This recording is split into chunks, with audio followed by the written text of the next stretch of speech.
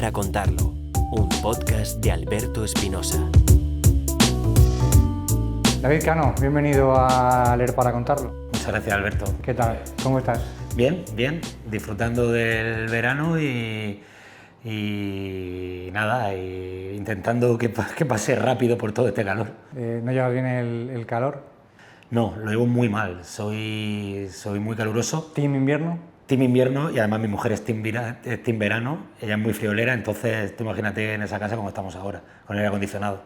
Bueno, pues estamos hoy en el Centro Comercial Tader, damos las gracias a los amigos del Centro Comercial por habernos invitado a charlar de libros, de música, de cine, de lo que vaya surgiendo y en concreto pues de algunos libros que nos vas a recomendar, en concreto uno de ellos, que es El cielo de la selva, que querías traer para charlar hoy en tu episodio, así que cuéntanos por qué lo has elegido y cuéntanos un poquito de qué va.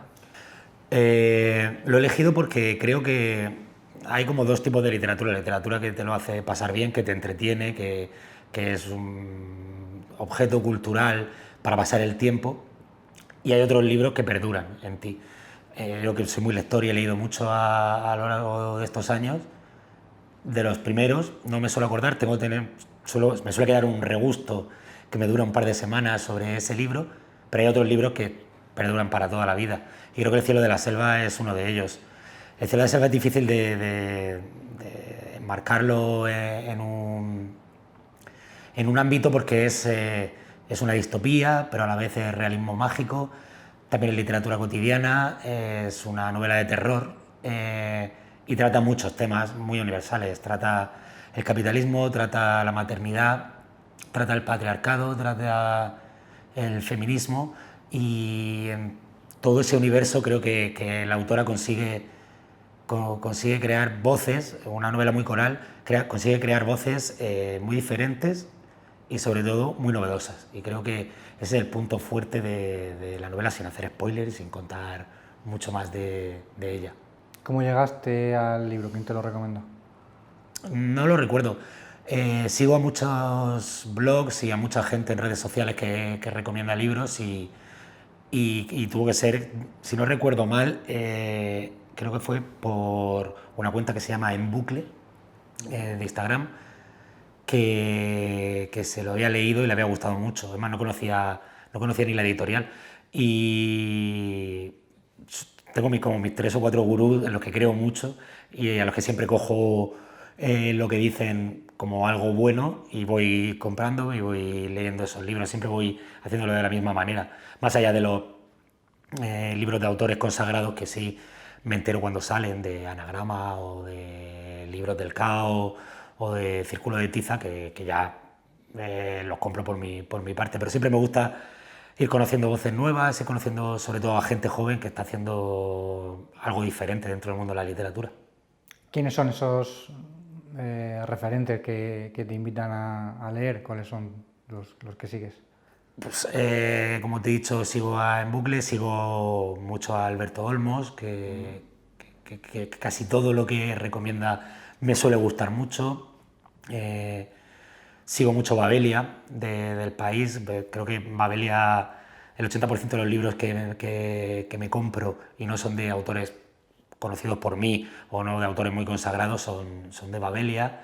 Y luego creo que el algoritmo lo tengo bien entrenado en Instagram porque me sale mucha gente hablando de literatura y conozco a muchos autores nuevos gracias a Instagram, de gente que no sigo, de gente que me aparece porque el algoritmo ha querido que aparezca en mi timeline. Tienes suerte de que tienes el algoritmo entrenado, porque la lupa de Instagram a veces es peligrosa. Sí, es peligrosa y muchas veces dices, si no veo este contenido, ¿por qué me sale?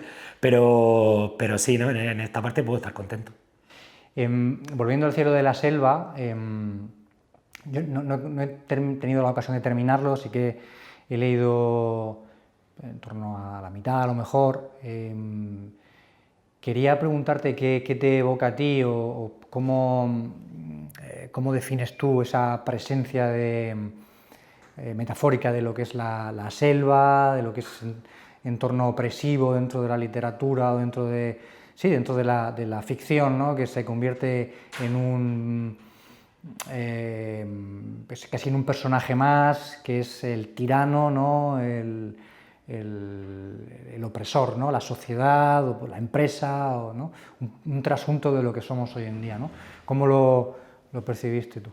Creo que una de las cosas, fíjate, a mí no me gustan nada las películas de terror. O sea, odio el género y no veo películas de terror. Sin embargo, es una novela de terror que yo creo que si te has leído la mitad ya habrás visto momentos que son terroríficos, y a mí lo que me ha provocado desde el principio al fin, me provocó mucha sorpresa, me gustó mucho, pero a la vez mucho desasosiego, ¿no? Creo que trata temas como muy centrales en el mundo que vivimos ahora, del siglo XXI, y los trata de una forma que no te lo dice directamente, pero sí te lo va dando pinceladas. Y esa selva que te pide que la alimentes con tus hijos, yo creo que es el capitalismo, ¿no? El que te roba la individualidad, esa tiranía en torno a la mujer de todas las hijas de Santa.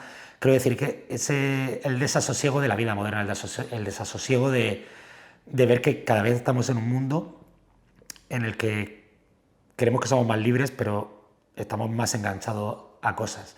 Estamos más enganchados al dinero, estamos más enganchados al que dirán, estamos más enganchados a intentar ser o intentar aparentar lo que no somos en las redes sociales. Creo que hemos perdido esa brújula con nosotros mismos y con los demás, y creo que es algo que refleja muy bien Elaine, la autora, en la novela. A mí me interesó mucho el papel, esa dualidad entre la selva como personaje opresor y al mismo tiempo como creador, ¿no? Como casi una deidad, casi una metáfora de un dios omnipresente, un dios vengativo, y es madre, ¿no? Padre y madre al mismo tiempo. Y cómo es quien te da la vida y quien te la quita, ¿no? En ese trasunto de sociedad capitalista que todos interpretamos un poco, que luego la autora tendrá también que decir. No sé si has tenido ocasión de leer alguna entrevista suya, a ver qué... Sí, ella creo que habla mucho de lo que significa ser mujer en el siglo XXI y lo que significa el patriarcado. Y yo creo que cuando quiere representar a la selva, representa al dios cristiano 100%. Es un dios a veces misericordioso. Todavía no sabes por qué, pero lo verás más adelante cuando estés casi terminando la novela. Y es un dios vengativo, y es un dios que pide para dejarte ir. Creo que lo chulo que tiene la novela es que no termina de ser una novela sobre un tema central o un tema troncal, sino que trata muchos temas y los trata desde muchos géneros, desde el terror, pero también hay partes de verdadero amor filial entre la familia, hay partes de terror, hay partes del realismo mágico latinoamericano muy presentes.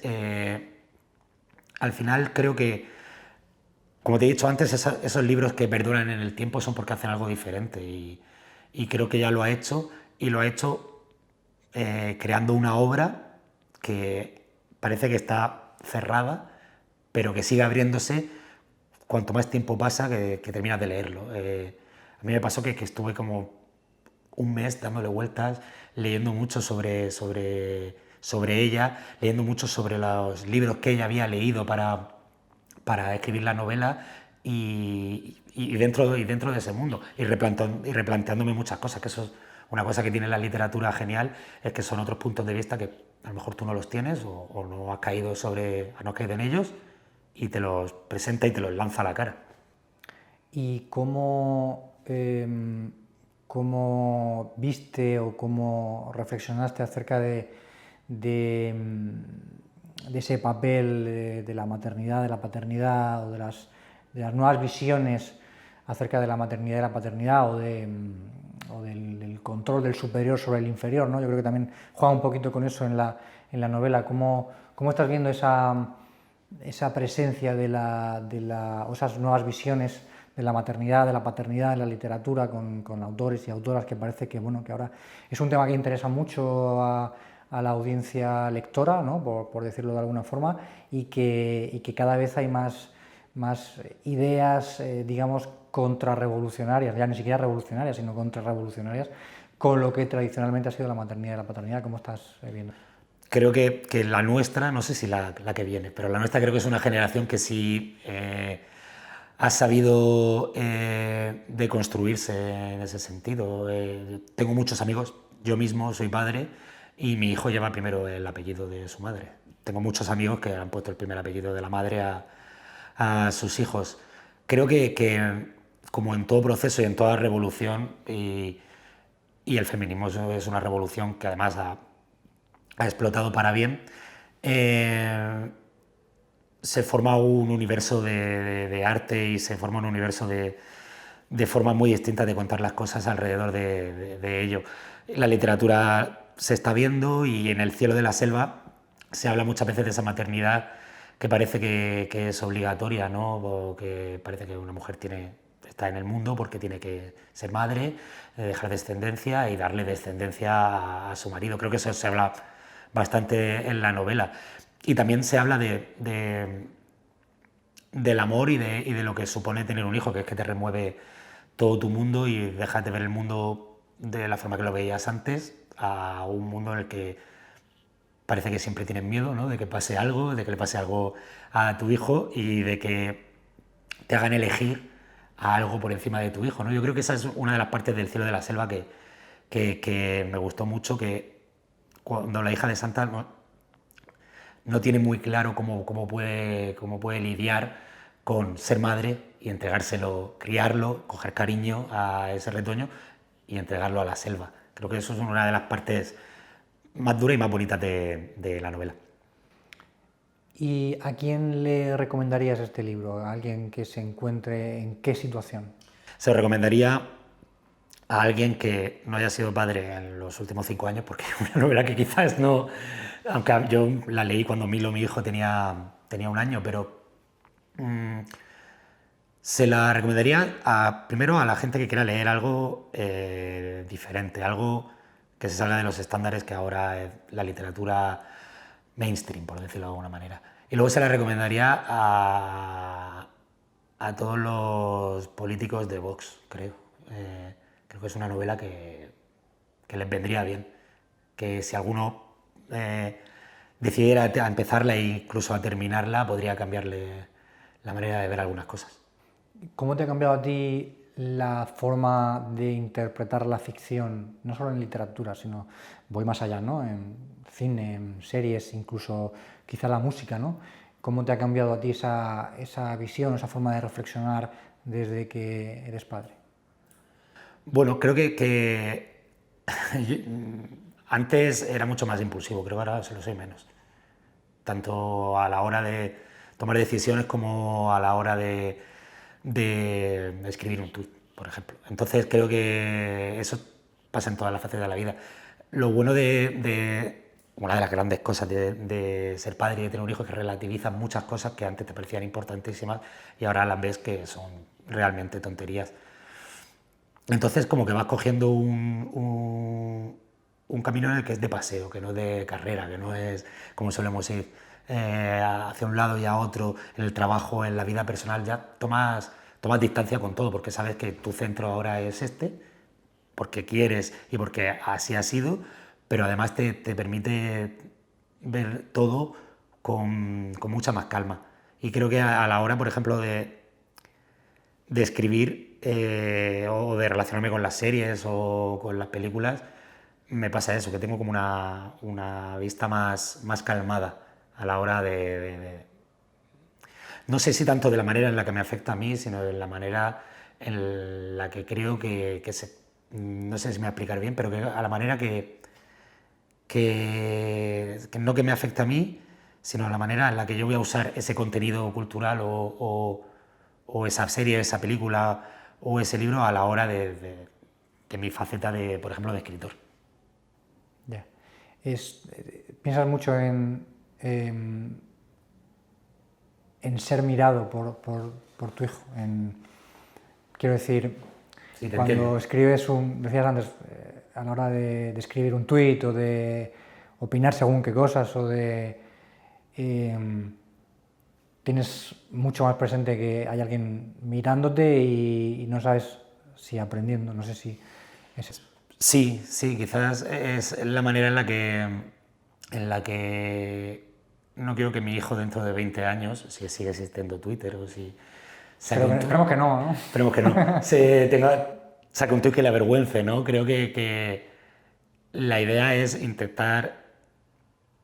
Yo siempre decía una frase que a mí que me gustaba mucho y era que cuando nació Milo, a los primeros 6 meses del primer año, digo, yo quiero llegar a ser el padre que Milo cree que soy ahora mismo, ¿no? Él cree que soy la leche, que soy lo mejor, un salvador, un guerrero, la persona más amorosa del mundo, no tengo fallos, no tengo aristas, soy casi un dios.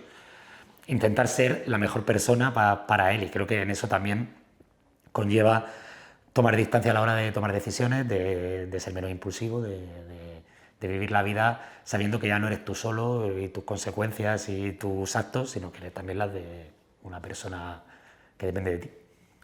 ¿Qué estás leyendo ahora? Estoy leyendo Caledonian Road, que es una novela que se ha puesto ahora muy de moda, que son de este tipo de novelas que hablan de una generación. Esta habla sobre la generación y las clases altas y bajas de Londres después del COVID. Habla también un poco del capitalismo, habla de arte, y es una de estas novelas coral, polifacética, de muchas voces, un buen tocho de 500 páginas, y llevo 100 de momento, pero me está gustando. El autor escribe como uno de mis autores favoritos, que es Jonathan Franzen, y tiene esa manera de encararse y de tomar la fotografía de la sociedad, siendo que parece una radiografía perfecta y completa, y creo que es una de las cosas más difíciles a la hora de escribir, que es saber radiografiar y saber operar quirúrgicamente a la sociedad y sacarle sus virtudes y sus defectos. Están libros del asteroide, ¿no? Libros del asteroide, justo, sí. ¿Qué más libros de libros del asteroide te gustan? Porque es una editorial, aparte de lo puramente editorial, narrativo, las historias, son libros muy bonitos de tener en la mano, ¿no? Muy cómodos. Recuerdo la biografía de Juan Belmonte, por ejemplo, que es un libro que, aparte de que es un librazo, es precioso de tener en la biblioteca. Aunque no te gusten, como en mi caso, yo no me gustan los toros, y sin embargo me parece un libro precioso en el contenido y precioso en la forma, ¿no? Hacen libros muy chulos, ¿eh? ¿Qué más libros del asteroide te gustan? Me tendría que poner a pensar ahora el título, y soy muy malo porque tengo muy mala memoria, pero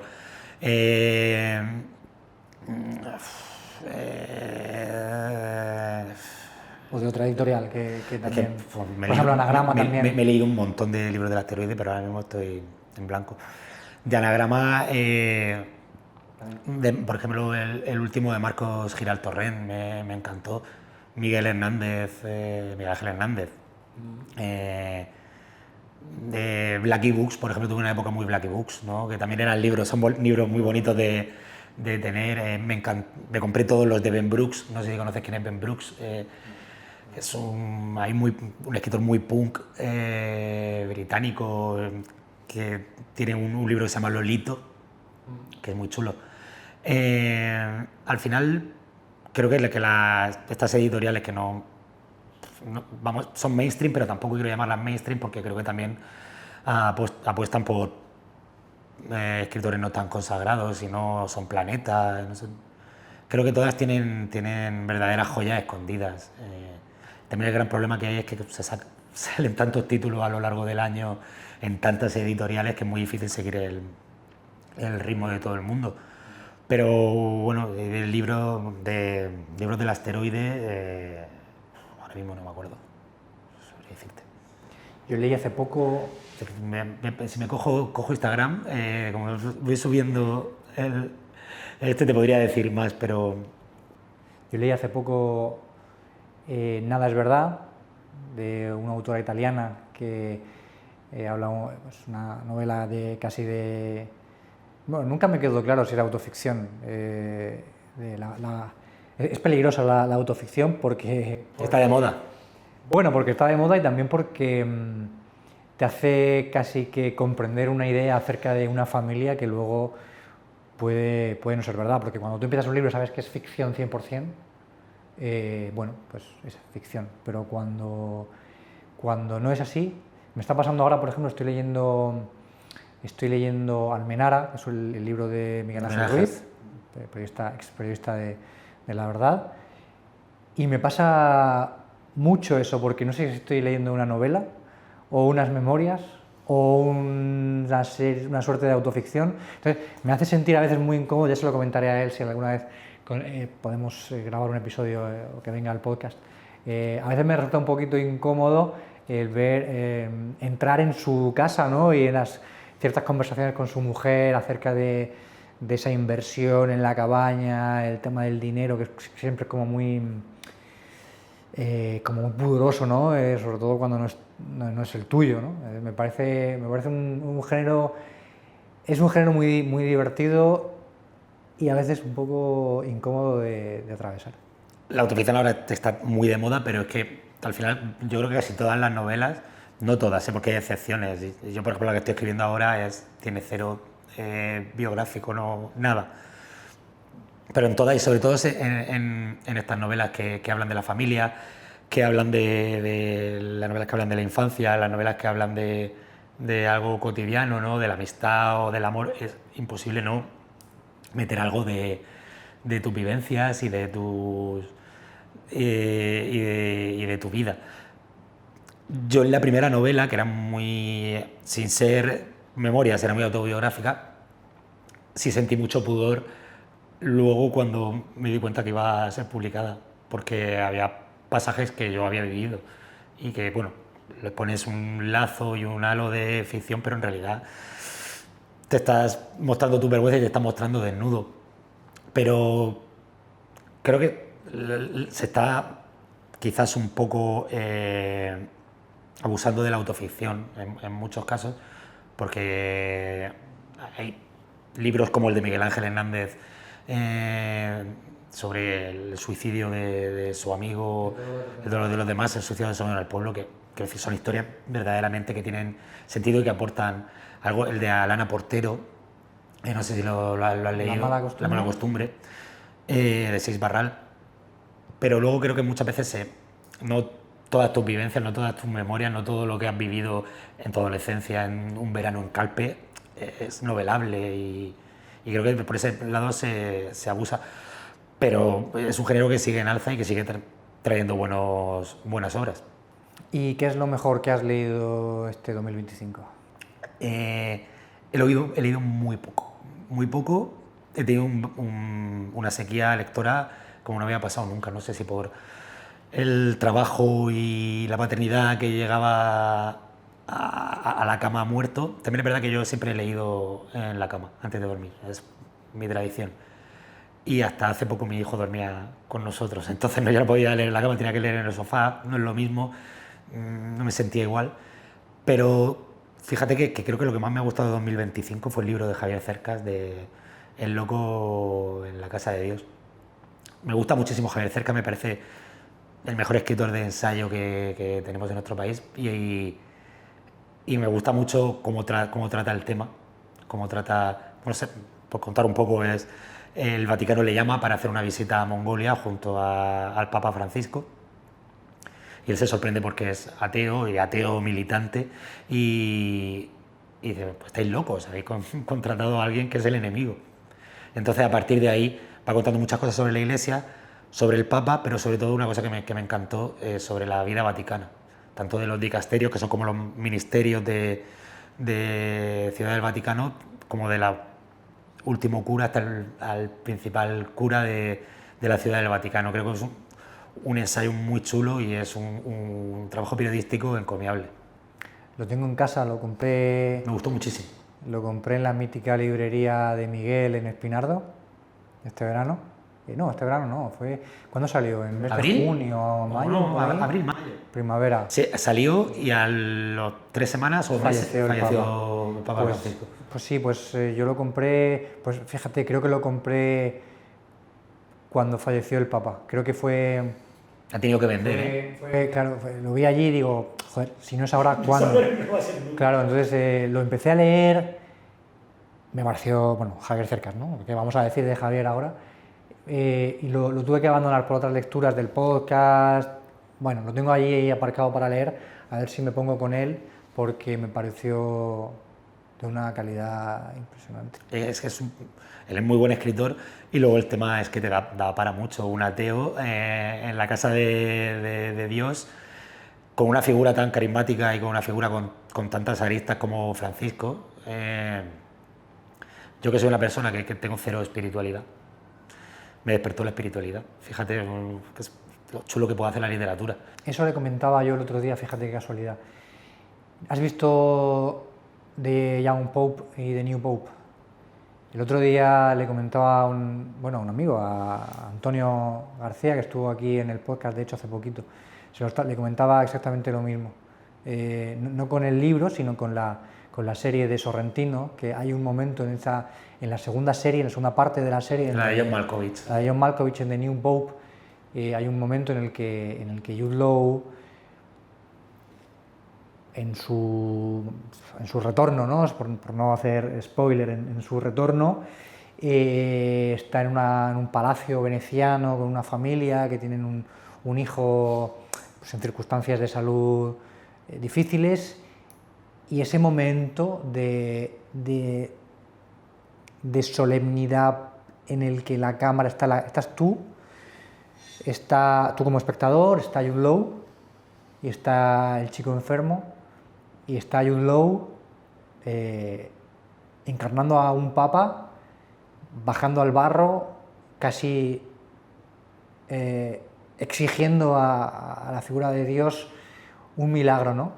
Ese momento es de lo más espiritual que yo he vivido en mucho tiempo, fíjate. Y yo, bueno, pues podría decir otros muchos, ¿no? Y además en mis circunstancias personales últimamente, más todavía, pero ese momento fue de pelos de punta. Y habla mucho en eso, ¿no? Cómo es capaz alguien o una obra cultural de acercarte tantísimo a algo que no comprendes, es intangible, no lo sabes. Es increíble. Esa es la genialidad de Sorrentino. En la primera temporada, Jude Law es un papa férreo, un papa de los antiguos, un papa José Mourinho, literalmente. Totalmente cerrado, no quiere salir en ninguna nota de prensa, no hay vídeos, no se hacen fotos del papa, no nada. Además es un papa que nunca se pelea, o quiero decir la palabra se pelea, pero o que discute con Dios, y ese es el momento perfecto en el que la verdad de la fe y de el encuentro con Dios se representa, más allá de los muros de oro del Vaticano y la opulencia y demás, se presenta lo que es en realidad la fe que tienen las personas, la fe que tiene mi madre, que no es la misma fe de la Iglesia, es una fe diferente. Entonces creo que eso es lo bueno que tiene las mentes creativas, y una mente creativa como Sorrentino, que te da hasta un poco de rabia al decir, joder, qué bueno.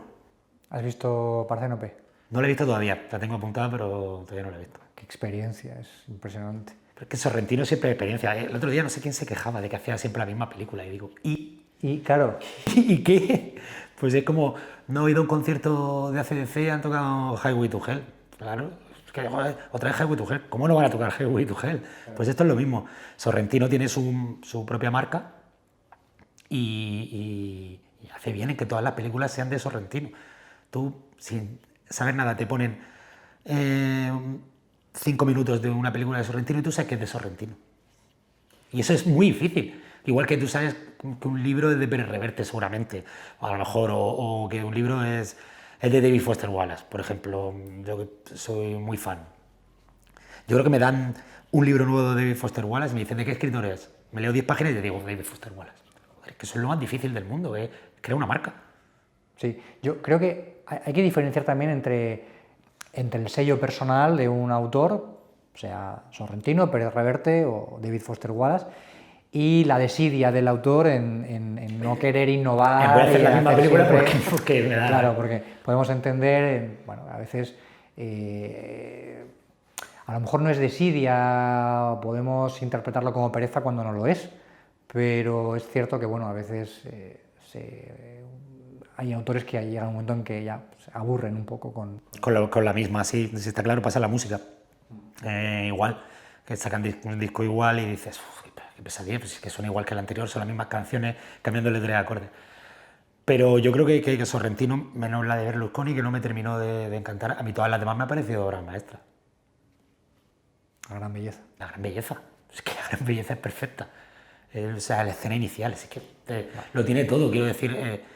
Y creo que ahora que se vende el fast food en todas las artes, quiero decir, en la música, una canción, no por ser reggaetón, que a mí hay cosas de reggaetón que me gustan, pero sí tienes que sacar una canción cada 2 meses porque si no caes en el olvido.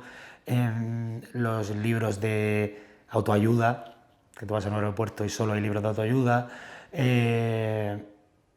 Como si subieras a un avión con la esperanza de que se caiga, ¿no? Es un poco... Total. Quiero decir que hay que proteger y hay que aplaudir a la gente que intenta hacer algo bello, una obra de arte bella, aunque sea la misma obra de arte siempre. O sea, prefiero esa belleza a ver una película mala. Padre no más que 1-5, por ejemplo. Por ejemplo, poner un ejemplo. Por buscarnos enemigos. Sí, ya sabremos a quién no podemos invitar. Santiago Segura ya no va a venir. Háblanos de 11, de tu segunda novela, porque hemos hablado casi más de la primera, de Trabajos Forzados, sí, que de la segunda. Bueno, 11 es la historia de Héctor Matías, que ficha es un jugador de fútbol que ficha por un equipo ficticio, que es el Atlético Capital, que es el mejor equipo del país y... Es el Real Madrid. Es el Madrid, pero bueno. Eso te quería preguntar, ¿por qué no usaste nombres reales por alguna cuestión legal? Por el tema del... O sea, es muy evidente que los equipos son los que son, pero sí, siempre he leído, acabo de terminar la novela hace 2 días, y he tenido siempre la curiosidad de preguntarte, ¿por qué lo hiciste? Yo creo que todos los que hemos escrito una novela de fútbol le hemos cambiado los nombres, porque hablaba con Sergio Jodar, en su libro, no me acuerdo ahora del nombre, su primer libro que va de fútbol, que sacó Panenka, hay un equipo que se llama Mediterráneo, y aquí del aire.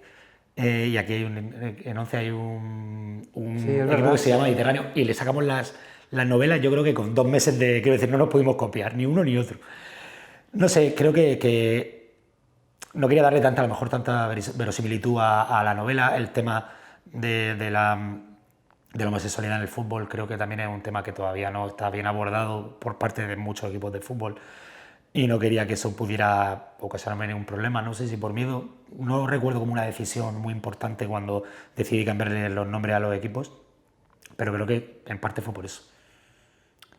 ¿Cómo nace 11? ¿Cómo fue que te diera esa idea primigenia que acaba luego siendo la novela? Creo que nace, bueno, creo no, sé que nace cuando conozco la historia de Justin Fasanu. Justin Fasanu es el primer jugador de la historia en salir del armario.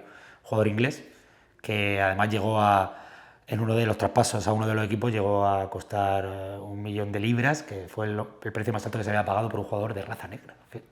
Creo que fue el Aston Villa. Él decide, no tiene la cabeza muy bien amueblada, pero él decide salir en el periódico diciendo que era homosexual. Estamos hablando de años... Pues en 1980, a principios de los 80 creo, si no me equivoco. A partir de ahí su vida entra en un verdadero torbellino que le va llevando de un lado a otro, que va haciendo que su rendimiento caiga, que su vida personal caiga, que todo se tambalee.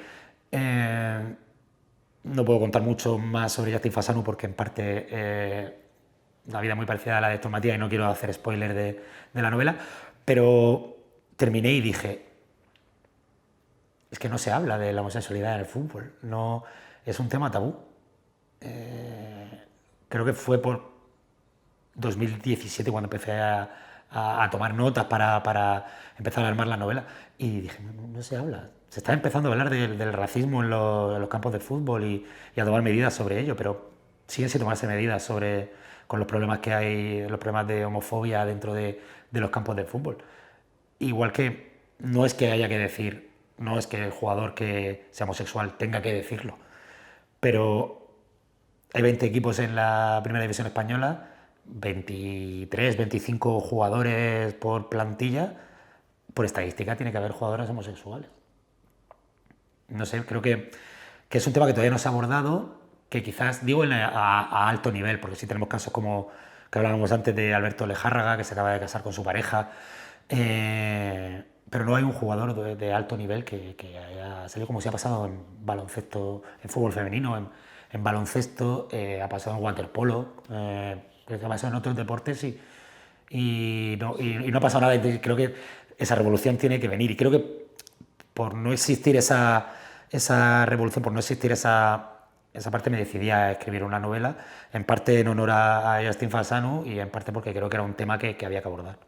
Eso quería preguntarte, y también el hecho de que tu protagonista sea parte de la plantilla del mejor equipo del mundo o uno de los mejores equipos del mundo, porque bueno, es verdad que acabas de mencionar un caso de un futbolista reconocido homosexual que acaba de contraer matrimonio, de Alberto Lejárraga, que bueno, que su caso, pues, en fin, yo creo que por suerte, ¿no? Pues una situación, yo creo que de relativa normalidad y demás, además es exjugador del Real Murcia, o sea que nos pilla muy cerca y lo hemos visto jugar en el campo muchas veces, y que bueno, me quería preguntarte por la diferencia, ¿no? de odio que puede recibir una persona, entre comillas, que puede ser vulnerable por condición sexual, por raza o por lo que sea,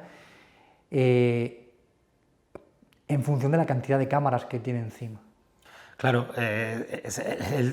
una de las preguntas que se hace Héctor en la novela es, ¿me sale rentable por cosas que le están pasando a su alrededor?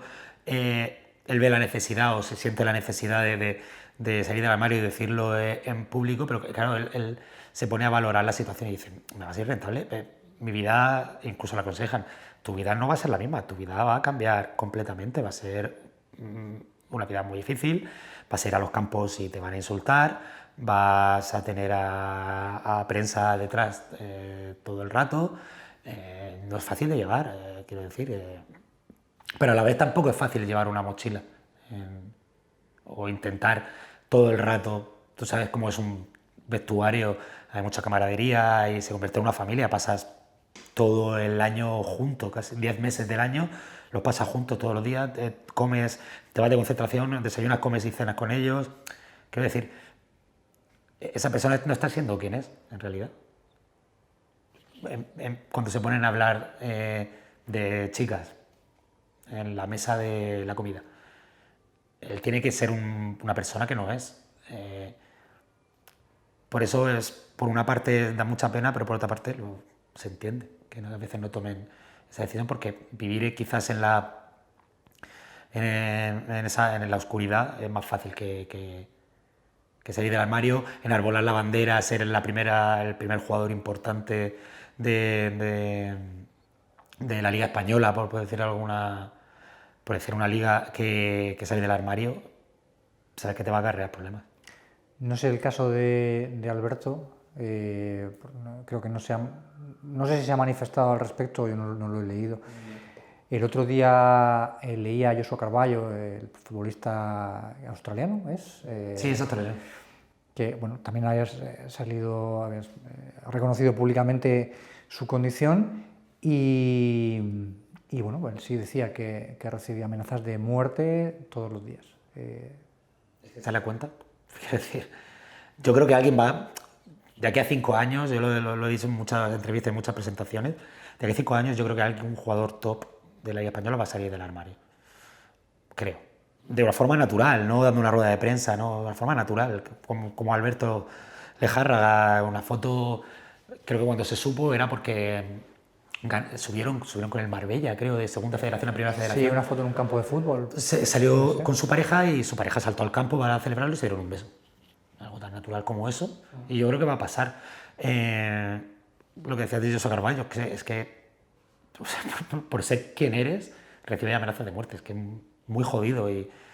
Y es una cosa que yo creo que desde las instituciones futbolísticas, tanto la Liga Profesional de Fútbol como la UEFA y la FIFA y la Real Federación Española, no se está haciendo nada. No, sí, llevar un día el brazalete. Hablé con Paula Iglesias, que es ahora presidenta de la Federación de LGTB de España, y me contó que vino a la presentación en Valencia del libro y me contó que ella había estado en toda la iniciativa de llevar el brazalete arcoiris y que el único equipo que dijo que sí fue el Rayo. Quiero decir que con eso ya para muestra un botón. Todos los demás o tenían miedo o no querían o... ¿Cómo fue escribir el libro? ¿Cómo te planificaste para escribir? ¿Cómo fue tu proceso creativo? ¿Cómo fue ese periodo en el que empezaste a planificar la novela y acabar escribiéndola? Esta segunda novela la escribí con el mismo proceso que la primera, pero que he cambiado el proceso completamente en la tercera. Lo que yo siempre había hecho cuando he escrito relatos o cuando escribí trabajos forzados fue hacerme un guión por capítulos. Yo tenía la idea en la cabeza de lo que quería que fuese la novela, de lo que hablase. Casi siempre cuando estoy madurando la idea en la cabeza le encuentro un principio y un final, que luego no tiene por qué ser el que se publica, pero sí tengo como esos dos puntos ya cerrados, y entonces voy capítulo 1 y hago 2 o 3 párrafos en los que voy contando lo que quiero que pase en el capítulo. Cuando ya tengo todos los capítulos hechos, me pongo a escribir. Me pongo y escribo todo, vomito todo lo que quiero dentro de los capítulos, y a partir de ahí ya voy haciendo la novela hasta que la termino. Ya cuando la termino, lo he hecho con las dos y lo voy a hacer con la tercera, lo dejo 6 meses sin abrirlo. O sea, no hay primera corrección. Lo dejo 6 meses sin abrir y a los 6 meses lo vuelvo a coger y corrijo. Le dejo un tiempo para intentar ver errores que no voy a ver porque estoy muy inmerso en la novela justo antes de terminarla, para verla también con otra visión, porque habré leído cosas diferentes, habré visto películas, tendré un mundo cultural y creativo diferente, y ya ahí, a partir de ahí, el trabajo más feo, para mi gusto, del mundo del escritor, que es las correcciones. Corrección tras corrección hasta que tú crees que la novela puede valer algo, que entonces empieza a... Siempre me pregunto cómo son esos 6 meses en los que uno tiene que hacer el esfuerzo tremendo de no abrir el cajón, porque no me imagino cómo si yo sería capaz de terminar una novela que me ha costado sangre, sudor y lágrimas de escribir y luego dejarla 6 meses en el cajón. Yo creo que me olvidaría. Me habría pasado a jugar a la Play y habría encontrado el libro a lo mejor a los 4 o 5 años. Joder, no me acordaba ni de esto. Es como dejar de fumar. Es decir, al principio tienes muchas ganas la voy a volver a coger y voy a empezar a hacer la primera corrección ya, que no. Pero yo creo que es bueno. Es un consejo que me dio mi hermano Leo y es un consejo que he seguido a rajatabla y que a mí me ha venido bien. Porque de esa, llamarle versión 1 a la versión 2 con las correcciones hechas, de 11, por ejemplo, cambió muchísimo. Cambió muchísimo la novela. Personajes se salieron de la novela, tramas nuevas, cambios en el final, y al final es que del primer borrador o primer manuscrito a Las Galeradas es novelas muy diferentes. Molaría que vendiesen las dos, ¿no? Para ver cómo ha ido cambiando. Como te digo, hay que ser fuerte como con el tabaco. No, venga, no la voy a coger, voy a darle tiempo. A veces no lo consigues. Yo acabo de terminar la nueva novela que estoy escribiendo, tiene 2 partes y acabo de terminar de escribir la primera y dije, voy a darle un repaso, voy a leérmela pero sin corregir, y me la he leído sin corregir nada, esa primera parte, pero he dicho, para aquí, ya está, porque la estoy viendo demasiado bien y no está demasiado bien. La novela tiene que ser una birria de momento, hasta que no le haga 15 correcciones, la mejore, la lea gente externa, todo ese proceso que hay que llevar, que es largo, no para todos los escritores, porque hay escritores que son verdaderas máquinas a la hora de sacar libros en tiempo y forma, pero para mí siempre ese camino por el desierto de 4 o 5 años lo tengo. ¿Qué es lo mejor y lo peor que te ha ocurrido consecuencia de escribir 11? Lo mejor, la gente que lo ha leído del colectivo y me ha venido a darme las gracias. Sin duda ha sido lo mejor. Gente que yo creo que a la mayoría no le gusta el fútbol y que han entrado al fútbol gracias a la novela. Mucha gente tenía ese miedo de que fuera una novela muy de fútbol, pero creo que es una novela que también se puede leer sin ser... Yo intenté llegar al término medio de una novela para que le gustase tanto a los futboleros como a los no futboleros y más o menos creo que ahí he tenido éxito. Lo peor, bueno, que creo que tendría que haber, no lo he dicho nunca, pero creo que tendría a lo mejor que haber sido más insistente a la hora de buscar un sitio para la novela, porque creo que a lo mejor podría haber llegado. Estoy muy contento con Balduque, estoy súper contento con la editorial y cómo la han tratado y demás, pero a lo mejor podría haber llegado a una editorial más grande, pero bueno, Ciencia ficción. es hipotético, es que no... Pero ¿qué quiero decir? Te he tenido que buscar algo y pensar en algo porque no ha habido nada malo, no me ha traído cosas malas la novela, todo lo que me ha traído son alegrías y buenos momentos, presentaciones, entrevistas, salir en el As, venir aquí. Pensaba que ibas a decir salir en el As, no venir aquí, sino salir en el As, es como para cierta generación es como... Claro, ¿no? dices, joder, qué guay, aunque fuera la versión web, pero qué guay. Gracias a Patricia Cazón, que me presentó la novela en Madrid, no sé, todas han sido cosas buenas. Entonces cuando oyes cosas buenas y a la gente le gusta la novela, dices, joder, pues a lo mejor si hubiera esperado ser más insistente, haber buscado más padrinos para que fuera el enlace de la novela, no lo sé, por decirte algo malo, pero que tampoco es malo, que es hipotético. Me has contado que andas leyendo columnas ahora, ¿no? Sí. Bueno, yo soy muy lector de columnas, me encantan los libros de artículos de columnas. Quiero que me recomiendes a quién estás leyendo con más fruición.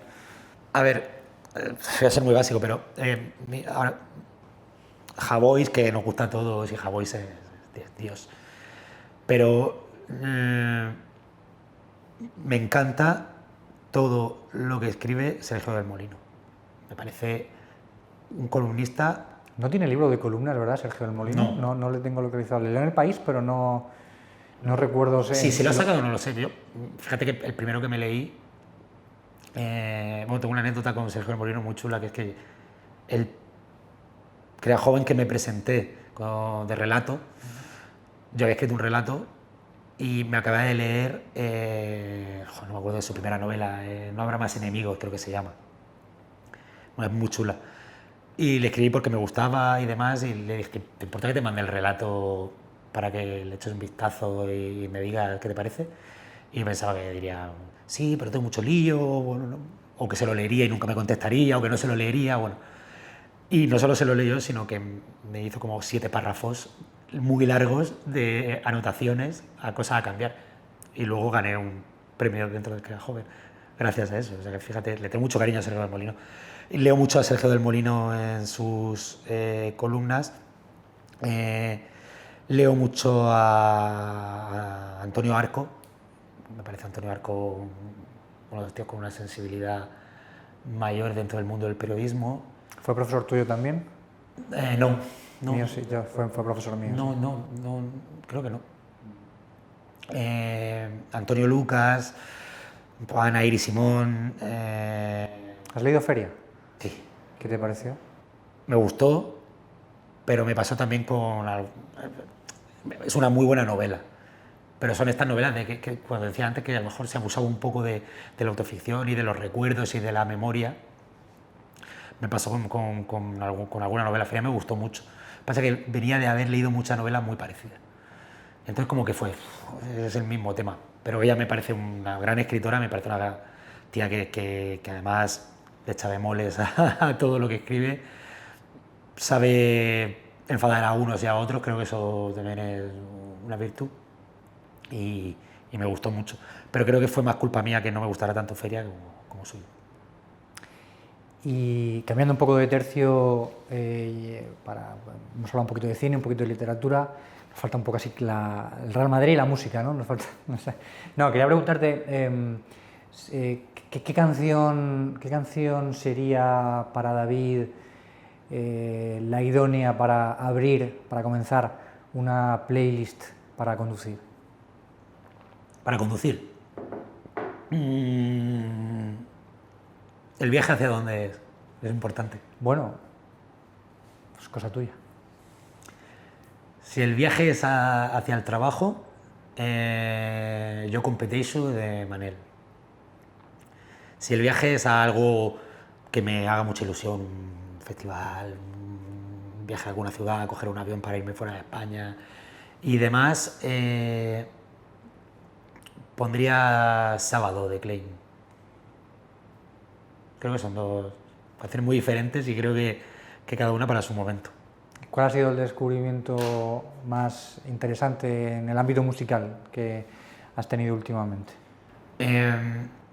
Llevo una semana muy loco con un grupo que se llama Turnstile, no sé si los conoces, pero son un grupo de punk rock así garajero muy chulo. Pero creo que de este año Valeria Castro ha sido una de las cosas que más me ha gustado. Maestro Espada, que ya los conozco personalmente y conocía sus anteriores proyectos, pero creo que su disco es el mejor disco del año en España.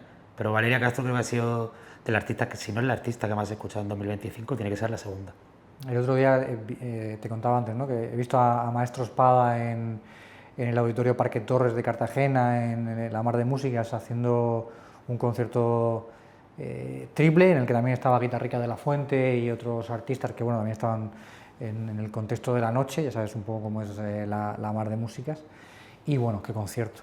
Es que son muy buenos músicos y tienen un show súper bien armonizado, súper bien elegido, un setlist potentísimo. Raúl Frutos estoy hoy bien de la memoria. Joder, ¿cómo me acuerdo cómo se llama? Crudo Pimento a la batería. Quiero decir que hacen un directo muy chulo y es que tienen mucho talento. En todo lo que han hecho, han tenido talento. En todos los grupos que han tenido y que yo le he conocido, todos molaban. Y es difícil. ¿Qué patrones identificas en la música que te gusta? La sensibilidad, quizás.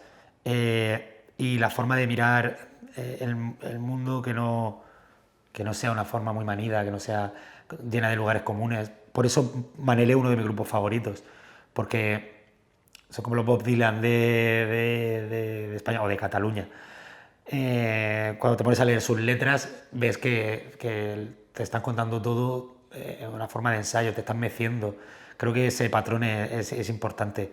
Y quizás otro patrón sea que cada vez me gusta la música, o suelo ponerme más música tranquila que música más movida o más rockera o más...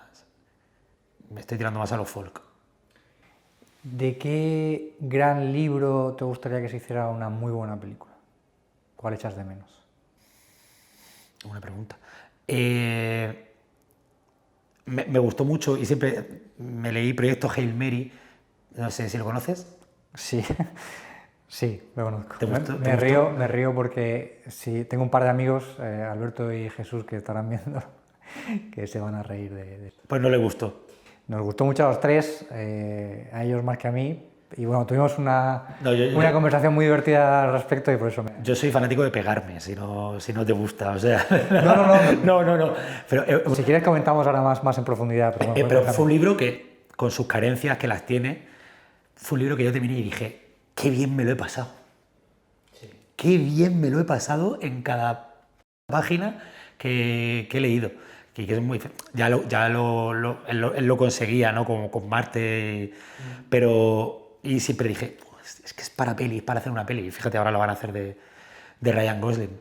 Pero si me quedo con un libro es no puedo ser tampoco muy objetivo, pero el de mi hermano Leo.